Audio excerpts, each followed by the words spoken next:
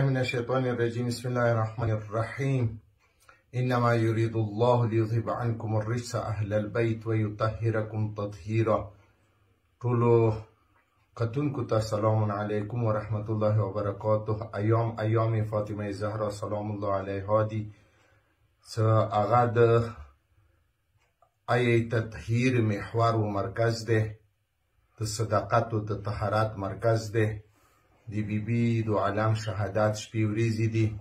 رهبر معظم دی ای څه زه د ټول ملت ایران رزق شهادت روز فاطمه زهرا سلام الله علیها خدای نه غواړم. و آقای وحید خراسانی بزرګوار دی ای څه که څوک غواړئ څه قبر اول شپې باندې د هغوی قبر ته حضرت امیر المؤمنین علیه الصلاة والسلام راورسیږي، نو تاسو د فاطمه زهرا سلام الله علیها مجلسونه برپا کوئ.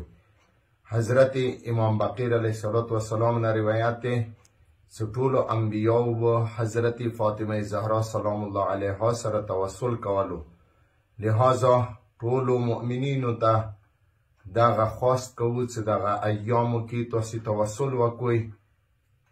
فاطمه زهرا سلام الله علیها هغه د پیغمبر اکلوتی لور سره چې هغه شفیع د محشر دی، هغه د قیامت ورځې شفاعت کوونکی دی. امید لرو چې ټول مؤمنین د فاطمه زهرا سلام الله علیها سره توسل وکړي و ان شاء الله د بیبي دغه ایام ښې طریقې سره مجالس برپا کړي.